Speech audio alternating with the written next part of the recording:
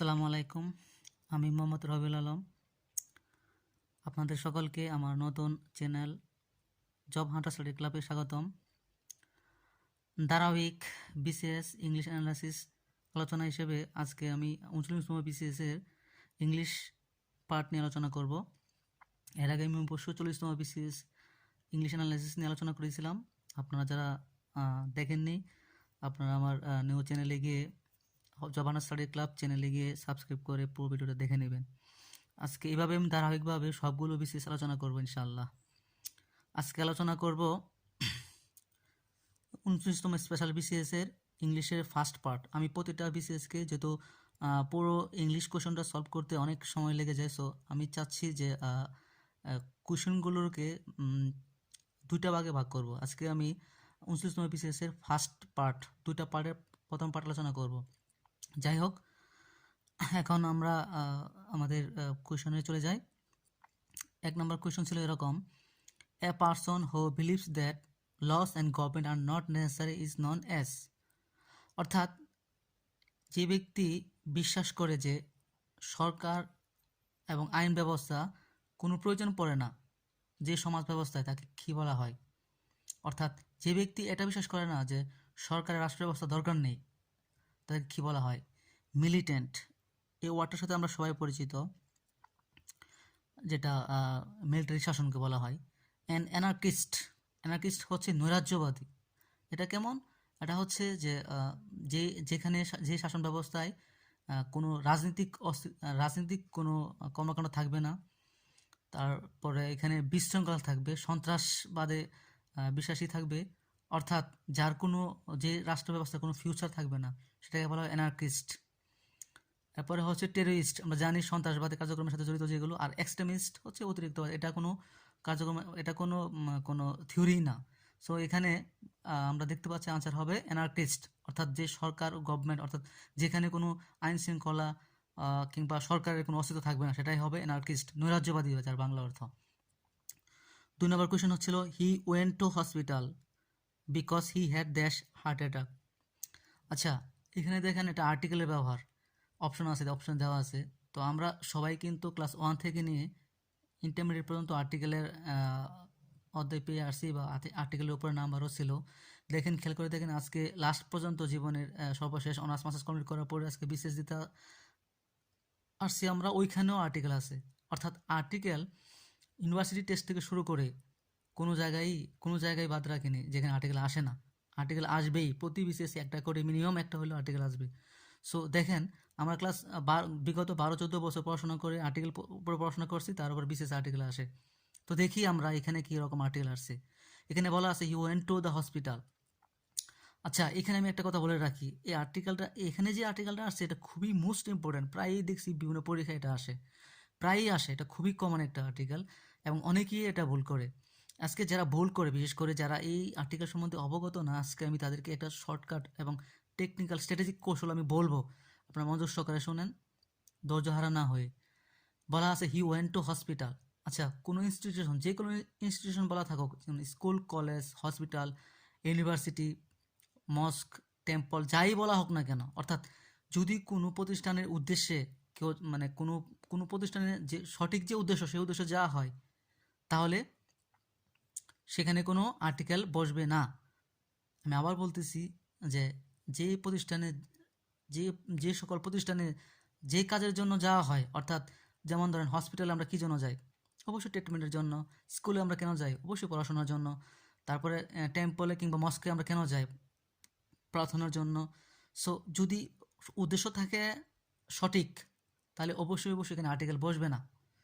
অর্থাৎ যদি আপনি স্কুলে যান বা কলেজে যান বা ইউনিভার্সিটিতে যান, পড়াশোনার উদ্দেশ্যে যান, তাহলে অবশ্যই ওই প্রতিষ্ঠানের আগে আর্টিকেল বসবে না। আর যদি আপনি যান কারোর সাথে দেখা করার জন্য, আপনার ফ্রেন্ডের সাথে কিংবা কোনো টিচারের সাথে, তাহলে অবশ্যই তার আগে আর্টিকেল বসবে। সো এই ক্ষেত্রে আমরা দেখি সে কেন গেছিল। হি went to hospital because he had heart attack. তার মানে অবশ্যই সে অসুস্থ, হার্ট অ্যাটাক করার কারণে তাকে হসপিটাল যেতে হয়েছিল। দ্যাট মিন্স এখানে সঠিক রিয়েল উদ্দেশ্যে সে গেছিল, তার মানে এখানে আর্টিকেল বসবে না। এখানে খেয়াল করে দেখেন, 2টা শূন্যস্থান আছে, তার মানে অপশন আছে ঠিক 4টা। অপশন 4টার মধ্যে তাহলে প্রথমটাই অবশ্যই আর্টিকেল বসবে না। সো আর্টিকেল বসবে না এমন কয়টা অপশন আছে দেখি আমরা। এর মধ্যে নো আর্টিকেল, বির মধ্যে এ এন, সির মধ্যে দ্য নো আর্টিকেল, ডির মধ্যে নো আর্টিকেল। তার মানে ফার্স্ট নো আর্টিকেল দিয়ে শুরু হচ্ছে শুধু এ আর ডি, তার মানে বাকি দুইটা এমনিতেই বাদ। এইভাবে কাজ করতে হবে, তাহলে মানে বি আর সি বাদ। এখন দেখি নো আর্টিকেল নো আর্টিকেল, এখন এন আর এ এই দুইটার মধ্যে কিসের ব্যবহার, যেহেতু অপশনে এ অথবা এন বসবেই, সো এই ক্ষেত্রে বাকিরা আমরা রুলস বা কোনো টেকনিক অন্য কিছু জানা দরকার নাই, কৌশলে আমরা আগাবো। দেখেন হার্ট, হার্টটা কি, এখানে বাউল না কনসোনেন্ট, খেয়াল করে দেখেন। অবশ্যই এটা কনসোনেন্ট, যেহেতু এ ই আই ও ইউ এই 5টা ওয়ার্ড নাই, সো এখানে কি বসবে, এ। তার মানে ইজিলি আমরা বুঝতে পারতেছি এখানে আনসার হবে নো আর্টিকেল এ, অর্থাৎ he went to hospital because he had a heart attack. আশা করি বুঝতে পারছেন। পরবর্তী কোয়েশ্চেন চলে যায়। দি ওয়ার্ড ফ্লোরিড ইন্ডিকেটস, এখানে বলতেছে যে দি ওয়ার্ড ফ্লোরিড ওয়ার্ডটা আসলে কী নির্দেশ করা হয়েছে এখানে। 1 number floor, 2 number floor, 3 number floor, 4 number floor. আচ্ছা, কিছু কিছু জিনিস আছে যেগুলো ভোকাবুলারি, আমি আগের ভিডিওতে হয়তো বলছিলাম 40তম বিশেষ কথাটা বলছিলাম যে যার ভোকাবুলারি যত স্ট্রং সে তত বেশি স্ট্রং ইংলিশে। সো কিছু কিছু ওয়ার্ডে আমাকে এখানে কিছু বিশেষ করে বিশেষ সকল পরীক্ষায় বিশেষ অবশ্যই 3-4টা সিনোনিম আসবেই, কিংবা গ্রুপ বা প্লেটেড অথবা ফ্রেজাল ওয়ার্ড এরকম কিছু থাকবে। যেমন এখানে ফ্লোরিড মানে কি, ফ্লোরিড মানে হচ্ছে পুষ্প পুষ্পক স্তম্ভক যেগুলো বলা হয়, অর্থাৎ অনেকগুলো ফুলের সমষ্টি, অর্থাৎ অনেকগুলো ফুল দিয়ে যে একটা যদি কোনো কিছু তৈরি করা হয় তাকে বলা হয় ফ্লোরিড। এক্ষেত্রে আর বাকি ওয়ার্ডগুলো আমরা জেনে রাখা ভালো, কারণ নেক্সটে যে কোনো অপশন এটা থাকতে পারে। যেমন ফ্লোর, তো আমরা জানি ফ্লোর মানে কি, ফ্লোয়েস, আবার ওই ফ্লোর, মানে এগুলো সব ইজি ওয়ার্ড, এগুলো মোটামুটি সবাই জানার কথা, মানে সবাই জানবে। যেমন এখানে যেটা আননোন ওয়ার্ড থাকতে পারে ফ্লোয়েস, যেমন এই বৃক্ষের সমষ্টি, অনেকগুলো বৃক্ষ যেগুলো বলা হয় বৃক্ষের গুচ্ছ, আর এই ফ্লোর তো আমরা জানি, ওই ফ্লোরও আমরা জানি। যাই হোক, এখানে আনসার হবে তাহলে ফ্লাওয়ার। পরেরটা কোয়েশনে আমরা চলে যাই। Had I known you were waiting outside I dash. এখানে আমি ওই দিন বলছিলাম আগের একটা ভিডিওতে আমি বলছিলাম যে আমরা 3টা জিনিস ফলো করব ইংলিশ সলভের ক্ষেত্রে, বিশেষ করে grammar. Number 1 grammatical rules, 1 number বলছিলাম কৌশল, অর্থাৎ বাংলা না জেনে গ্রামাটিক্যাল না জেনে যদি কোনো জানা যায় সেটা। 2 নাম্বার হচ্ছে গ্রামাটিক্যাল রুলস, আর 3 নাম্বার বাংলা মিনিংটা সবার লাস্টে যাবে। সো এই ক্ষেত্রে দেখি আমরা, যেহেতু এটা একটা রাইট ফর্ম ভার্বের মতোই, রাইট ফর্ম ভার্ব না, সেন্টেন্স এক সেন্টেন্সের সাথে এক সেন্টেন্সের কি কোরিলেশনটা কীরকম হবে, অর্থাৎ এই পার্টে কোন সেন্টেন্স আছে ওই পার্টে কী সেন্টেন্স হবে, তাহলে এটা গ্রামাটিক্যাল রুলস। তো আমরা একটা জিনিস লক্ষ্য করি, এখানে had I known you were waiting outside, আমি বাংলা বলবো না, আমি জাস্ট এই রোলটা বলবো যে হ্যাড আই নন। আমরা প্রায় সময় বলি না যে আমি যদি এটা করতাম, বা আমি যদি এরকম হইতাম, আমি যদি ক্রিকেটার হইতাম, সিঙ্গার হইতাম, বা আমার যদি আমার পাখির মতো ডানা থাকতো, কিংবা আমি যদি একজন গভর্নমেন্ট সার্ভিস হোল্ডার হইতাম, বা আমি যদি ক্যাডার হইতাম, এরকম আমরা যেরকম যে জিনিস কল্পনা করি হইতাম, যেটা হয়নি এখনও, এরকম অবাস্তব কিছু কল্পনা করলে হ্যাড দিয়ে শুরু হয়, হ্যাড আগে দিয়ে শুরু হয়। অনেকে ভাবতে পারে যে অক্সিলারি ভার্ব দিয়ে শুরু হয়েছে, তার মানে এটা ইন্টারোগেটিভ সেন্টেন্স হতে পারে। দেখেন খেয়াল করে, পরবর্তীতে কোনো প্রশ্নবোধক চিহ্ন নাই, তার মানে ওইটা কোনো ইন্টারোগেটিভ সেন্টেন্স না। তখন বুঝতে হবে এটা ওই সূত্রে পড়ছে, কোন সূত্র, যেটা যে জিনিসটা আসলে হওয়ার কথা ছিল, বা হওয়ার আমি যদি হতাম এরকম কিছু, মানে ভবিষ্যৎ পরিকল্পনা, যেটা ভবিষ্যৎ কল্পনা করাতে যে জিনিস বোঝানো হয়। যেমন had I known you were waiting outside. তো এই ক্ষেত্রে আমরা কীভাবে আনসারটা সলভ করব? প্রথম পার্টের সাথে দ্বিতীয় পার্টের সম্পর্ক আছে কেমন, যদি প্রথম পার্টে এরকম থাকে, আমরা নর্মালি এখানে যদি প্রথমে হেড থাকে, তাহলে আমরা এটাকে ইফ কল্পনা করব, অর্থাৎ কন্ডিশনাল সেন্টেন্স যে আমরা যেভাবে সলভ করি না, ঠিক এইভাবে সলভ করতে হবে। যদি হেডটা আমরা ইফ কল্পনা করি, তাহলে তার মানে এরকম হইতেছে যে আমি যদি জানতাম ইউ আর ওয়েটিং আউটসাইড, তুমি বাইরে অপেক্ষা করতেছিলে, তখন আমি কি করতাম। তো এই ক্ষেত্রে নিয়ম হচ্ছে যেটা ওই কন্ডিশনাল সূত্র অনুযায়ী, যদি ইফ যুক্ত সেন্টেন্সটা তাই প্রথম অংশ প্রেজেন্ট ইনডিফিনিট থাকে, তাহলে পরের অংশ অবশ্যই ফিউচার ইনডিফিনিট। ইফ যুক্ত সেন্টেন্সটা যদি প্রথম অংশ পাস্ট ইনডিফিনিট থাকে, তাহলে পরের অংশ subject plus should would could, অর্থাৎ মোডাল 2 প্লাস বি1। আর ইফ যুক্ত সেন্টেন্সের প্রথম অংশ যদি পাস্ট পারফেক্ট থাকে, তাহলে ওই পাশে would have, could have, should have. অর্থাৎ ঠিক একই রকম এই সূত্র দিয়ে দেখেন, খেয়াল করে দেখেন, এখানে হেড আছে, তার মানে এটা 3 নম্বর রুলে পড়া হয়েছে। Had I known you was waiting outside, past perfect. So এখানে কী হবে, ওই পাশে would have, could have, should have. তো আমরা গ্রামাটিক্যাল রুলস অনুযায়ী দেখি, এক নাম্বার হ্যাড, এখানে ইনভাইটেড, এখানে হ্যাভ নাই, উড ইনভাইট হ্যাভ নাই, উড বি নাই, লাস্টে দেখেন would have invited you to come, তার মানে এখানে উড হ্যাভ বসবে। যদি আপনি গ্রামাটিক্যাল রুলটা সঠিকভাবে অ্যাপ্লাই করতে পারেন বা বোঝেন, তাহলে কিন্তু এটার বাংলা মিনিং দরকার পড়ে নাই, এটা কী হয়েছে বা সবগুলো দেখারও প্রয়োজন দরকার নাই। দেখেন হ্যাড আই নন, হ্যাড আছে, তার মানে এই পাশে would have, could have, should have কোথায় আছে, 4 নম্বর অপশনে। আশা করি বুঝতে পারছেন। পরবর্তী অংশে চলে যাই। Cricket is a kind of play, it is also a kind of খি। অর্থাৎ ক্রিকেট হচ্ছে এক প্রকার খেলা। এটা আর কি কি হতে পারে এই ক্রিকেট ওয়ার্ডটা? ইনসেক্ট, ইনসেক্ট মানে আমরা সবাই জানি কীট পতঙ্গ। ফুড এটা জানি, বার্ড জানি, ফ্লাওয়ার জানি। তো এই ওয়ার্ডটার সাথে অনেকে হয়তো ক্রিকেট শব্দটাও শুনছে, কিন্তু এর মানে মিনিং যে আরেকটা আছে এটা অনেকে হয়তো জানা নাই। এই কোয়েশ্চেনটা এখানে আসছে, যেমন ক্রিকেট অর্থ হচ্ছে ক্রিকেট, এক ধরনের খেলা, আবার এটার অর্থ হচ্ছে কীট পতঙ্গ, অথবা বলতে পারি আমরা জোনাকি পোকা বা জোনাকি যেগুলো যে মানে বসন্তকালে ডাকাডাকি করে, এগুলো এক ধরনের একটা পোকা আর কি। তাহলে ক্রিকেট হচ্ছে এক ধরনের ইনসেক্ট। যেমন অনেকে আমরা জানি সেন্টেন্স অর্থ বাক্য, কিন্তু সেন্টেন্স অর্থ যে সেন্টেন্স টু দ্যাট বা সেন্টেন্স দিয়ে যে কোনো অর্থে ফাঁসি অর্থ বোঝানো হয়, এটা কিন্তু আমার অনেকে জানা নাই। সো এটা ক্রিকেটও একই রকম। আচ্ছা, পরবর্তীতে কোয়েশ্চেন আমরা চলে যাই। এখানে বলা আছে যে a soporific speech is likely to dash. আচ্ছা, এই সোপোরিফিক স্পিচ মানে কি? অনেক ধরনের স্পিচই তো আমরা শুনেছি, কিন্তু সোপোরিফিক স্পিচটা মানে কি? সোপোরিফিক স্পিচটা হচ্ছে এরকম যে যে ধরনের স্পিচ মানে বক্তৃতা, এই ধরনের সোপোরিফিক বক্তৃতা যদি কেউ শোনে তার ঘুম পায় আর কি। যে ধরনের বক্তৃতা, যে বক্তৃতা শুনলে মানুষের ঘুম পায়, অর্থাৎ মানে সোপোরিফিক স্পিচ মানে হচ্ছে মানে একটা ঘুম, মানে ঘুম আসবে এরকম ভাব বক্তৃতা।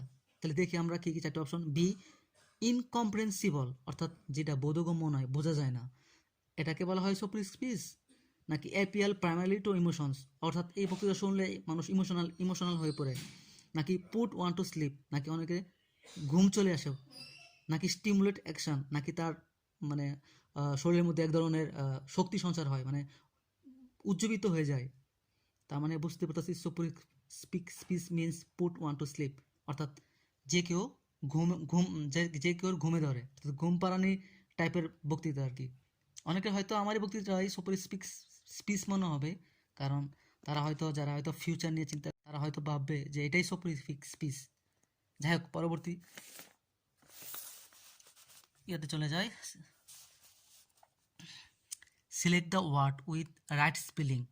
বলছে এখানে কোন ওয়ার্ডটা স্পেলিংটা সঠিক। দেখেন সিজোফ্রেনিয়া, এখানে দেখেন খেয়াল করে দেখেন SCS। এটা আমার লাইফে পরীক্ষায় প্রায় 3 থেকে 4টা পরীক্ষা পাইছি আমি, বিশেষ করে ব্যাংকে পাইছি বেশিরভাগ। আর এখানে যে 39তম BCS পরীক্ষাটা হয়েছে, এটার আগে কিন্তু অনেকগুলো ব্যাংক পরীক্ষা হয়েছে। এই কোয়েশ্চেনটা এই পরীক্ষার আগে অনেকগুলো ব্যাংকে পরীক্ষা আসছে। সো আমি মনে করি যে বিগত বছরের কোয়েশ্চেনগুলো অনেক ভালোভাবে সলভ করলে সব পরীক্ষায় কমন পাওয়া যায়। এখন যে কোনো পরীক্ষায় আপনি যদি বিগত বছর সব ধরনের প্রশ্ন সলভ করেন, আপনি BCS এর কোয়েশ্চেন পরীক্ষা দিবেন বলে তাই বলে কি অন্য কোয়েশ্চেন সলভ করবেন না? সব ধরনের কোয়েশ্চেন সলভ করবেন, কারণ কোনোটা থেকে মানে পিছিয়ে না। অর্থাৎ একটা অভিষেকের কোয়েশ্চেন থেকেও BCS এর কোয়েশ্চেন থাকতে পারে। সো সব ধরনের প্রশ্ন সলভ করার চেষ্টা করবেন। এটা স্পেলিং যেগুলো আসে, এগুলো আসলে প্র্যাকটিসের বিষয়, অনেক বেশি প্র্যাকটিস করতে হবে, কারণ এখানে কোন জিনিসটা সঠিক কোন জিনিসটা ভুল এটা আসলে বোঝাটা খুবই টাফ। এক্ষেত্রে স্পেলিংগুলো লিখতে হবে অসংখ্যবার, অর্থাৎ যে কোনো একটা স্পেলিং আপনি শিখলেন এটা কয়েকবার লিখে প্র্যাকটিস করতে হবে ভাঙ্গা। যাই হোক, এখানে SCS মানে সি SCZ না, অর্থাৎ এখানে SCর পরে S আসবে। এক্ষেত্রে দুইটা SCS আছে, A আর D। আর সিজোফ্রেনিয়া, সিজোফ্রেনিয়া না, সিজোফ্রেনিয়া। সো আনসার হবে এ। তারপরে চলে আসি question, love for the whole world is called. এখানে বলতেছে যে love for the whole world, অর্থাৎ পুরো বিশ্বের প্রতি যার ভালোবাসা, সব কিছুর প্রতি যার ভালোবাসা তাকে এক কথা কী বলা হয়? এটা এক কথায় প্রকাশ আর কি। ফিলান্থ্রপি মানে কি? মানে যার যে নাকি মানুষকে সব কিছুই ভালোবাসে, ফিলান্থ্রপি মানব মানে সব কিছুর যার মধ্যে ভালোবাসা থাকে তাকে বলে ফিলান্থ্রোপিস্ট বলা হয়। মিসোজিনি মানে হচ্ছে যে যে যারা মহিলাদেরকে ঘৃণা করে, অর্থাৎ মহিলা জাতিকে যারা ঘৃণা করে তাকে বলে মিসোজিনিস্ট। আর বিনোলিবেন সেটা তো আমরা জানি মহৎ। আর মিসানথ্রোপি অর্থাৎ মানব হইতে বিদ্বেষী, যারা মানুষকে ভালোবাসে না, মানুষকে ঘৃণা করে, মানুষের প্রতি বিদ্বেষী তাকে বলা হয় মিসানথ্রোপি। তার মানে লাভ ফর হোল ওয়ার্ল্ড, সব কিছুকে যাকে যে ভালোবাসে তাকে বলা হয় ফিলান্থ্রোপি। তারপর কোয়েশ্চেন চলে যায়, when we want to mean a government by the richest classes we use the term. বলছে যে এমন একটা সরকার ব্যবস্থা যেখানে গণতান্ত্রিক অর্থাৎ ধনীদের দ্বারা ওইটা কর্তৃত্ব চলে আর কি, তাকে কী বলা হয়, এই ধরনের টার্মকে কী বলা হয়, অর্থাৎ ধনীদের দ্বারা পরিচালিত রাষ্ট্র ব্যবস্থাকে কী বলা হয়? আমরা জানি গণতান্ত্রিক রাষ্ট্র ব্যবস্থা, কারণ এটা আমরা বিভিন্ন সময় বিভিন্ন টার্মে পড়েছি। গণতান্ত্রিক রাষ্ট্র ব্যবস্থা অর্থাৎ ধনীদের দ্বারা পরিচালিত যে রাষ্ট্র ব্যবস্থা তাকে গণতান্ত্রিক রাষ্ট্র ব্যবস্থা বলা হয়। আচ্ছা, এখানে কিছু কিছু কিছু অপশন আছে, সবগুলো অপশনই আমরা দেখব। সবগুলো অপশন যদি আমরা ওয়ার্ড বিবেচনা করি তাহলে কিন্তু আমরা বুঝতে পারবো সঠিক আনসারটা কোনটা। হয়তো এখানে যে কয়টা ওয়ার্ড আছে অনেকের কাছে অপরিচিত মনে হবে, কারণ মনে হয় এই কথা এগুলো কিছু এগুলো ওয়ার্ড হচ্ছে কিছু এখানে যে ওয়ার্ডগুলো আছে এগুলো হচ্ছে কিছু ট্রাম কি ট্রাম, এটা হচ্ছে ধরেন রাষ্ট্র ব্যবস্থা রিলেটেড ট্রাম। সো এগুলোর সাথে অনেকেই পরিচিত না হতে পারে। সো আমরা চারটে অপশনগুলো জেনে নিই কোনটা দিয়ে কী বোঝানো হচ্ছে। ঠিক আছে, প্রথমেই আমরা দেখি যেটা সঠিক আনসার, যে প্লুটোক্রেসি মানে ধনীদের দ্বারা রাষ্ট্র ব্যবস্থা। সো আনসার হবে এটাই, প্লুটোক্রেসি। এটা ওয়ার্ড জানতে হবে, ওয়ার্ড না জানলে এগুলো সম্ভব না। প্লুটোক্রেসি মানে ধনীদের দ্বারা যে শাসন ব্যবস্থাকে বলা হয় প্লুটোক্রেসি। আর অলিক্রেসি কি, এটা তো জানতে হবে, কারণ এটা তো অন্য কোনো পরীক্ষা থাকতে পারে। অলিক্রেসি হচ্ছে এমন একটা শাসন ব্যবস্থা যেখানে কিছু সংখ্যক লোক দ্বারা পুরো শাসন ব্যবস্থা চলবে, অর্থাৎ এটা বলতে পারি আমরা গোষ্ঠীতন্ত্র বলতে পারি। কেমন, ধরেন এমন কিছু রাষ্ট্রপতি আছে যেখানে ধরেন আপনি বলতে পারেন চাকমা, গারো, ওদের কিন্তু একটা নির্দিষ্ট একটা গোষ্ঠীর মাধ্যমে পুরো পুরো সমাজ ব্যবস্থাটা চলে। অলিক্রেসি, তাদেরকে আমরা বলতে পারি অলিক্রেসি। তারপর আছে কি ক্রিপ্টোক্রেসি, এটাও এক ধরনের শাসন ব্যবস্থা, যেটা আসলে অনেকে জানা নাই। ক্রিপ্টোক্রেসি হচ্ছে এমন এক শাসন ব্যবস্থা যে শাসন ব্যবস্থা হচ্ছে যে কিছু সংখ্যক লোক মানে পুরো ইয়াটা চালাবে আর কি, পুরো সমাজ ব্যবস্থাটা চালাবে, কিন্তু তারা গোপনে থেকে অর্থাৎ তারা আড়ালে থাকবে। যেমন আমরা বলতে পারি যে আমাদের যে উপনিবেশিক শাসন আমলে আমাদের কিন্তু প্রত্যেকটা এলাকায় জমিদারি ছিল, কিংবা অন্য সমাজে পুরো রাষ্ট্রভারই কিন্তু একজনের উপর ন্যায্য করা হতো। কিন্তু দেখা গেছে কি প্রকৃতপক্ষে এটার পিছনে কারা ছিল, এটার পেছনে ছিল কিন্তু ইংল্যান্ডের শাসকগণ। তারাই কিন্তু সব কিছু চালাইতো, কিন্তু একজনের উপরে একজনকে সামনে রাখতো আর কি। তো এরকমই আর কি, যে এমন একটা শাসন ব্যবস্থা যে শাসন ব্যবস্থায় কিছু সংখ্যক লোক মানে পুরো শাসন ব্যবস্থাকে চালাবে, কিন্তু পিছন থেকে এটা গোপনে, সামনে একজনকে রেখে গোপনে চালাবে আর কি। আর অ্যারিস্টোক্রেসি, এই ওয়ার্ডটা হয়তো অনেকের কাছে পরিচিত হবে, এটা পরিচিত হওয়ার কথা। অ্যারিস্টোক্রেসি মানে কি অভিজাত শ্রেণী, অর্থাৎ সমাজে যারা উচ্চ শ্রেণীর লোক তাদের দ্বারা শাসন ব্যবস্থা। সো এক কথা জানতে হবে যে যে শাসন ব্যবস্থায় কি দুর্নীতি দ্বারা গণতান্ত্রিক রাষ্ট্র ব্যবস্থা, তাদেরকে বলা হয় প্লুটোক্রেসি।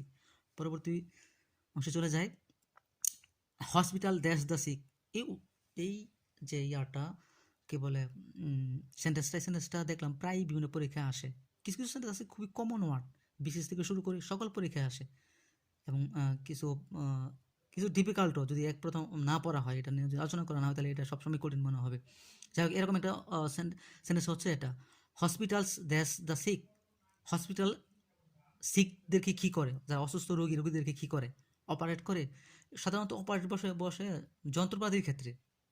এখানে হসপিটাল বলতে পার্সনিফিকেশন করা হয়েছে হসপিটালসকে, অর্থাৎ ব্যক্তিত্বে রূপান্তর বোঝানো হয়েছে আর কি। ট্রিট, আমরা সময় বলি না যে ট্রিটমেন্ট করতে হবে, তার অসুস্থ ট্রিটমেন্ট করতে হবে, অর্থাৎ অসুস্থের সাথে কী যায়, ট্রিটমেন্টই যায়।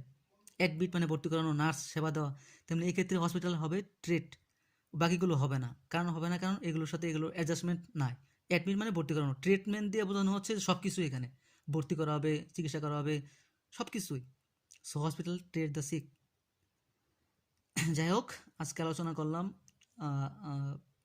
টোটাল যে উচ্চতম বিসিএসের যে ইংলিশের সিলেবাসের টোটালটার অর্ধেকটা করলাম, কারণ অনেক লেন্থি হয়ে যায়, এই জন্য বাকিটা ইনশাল্লাহ নেক্সটে শুরু করবো। তো আশা করি আপনারা আমার সাথে থাকবেন এবং পরবর্তী ভিডিওগুলো দেখবেন।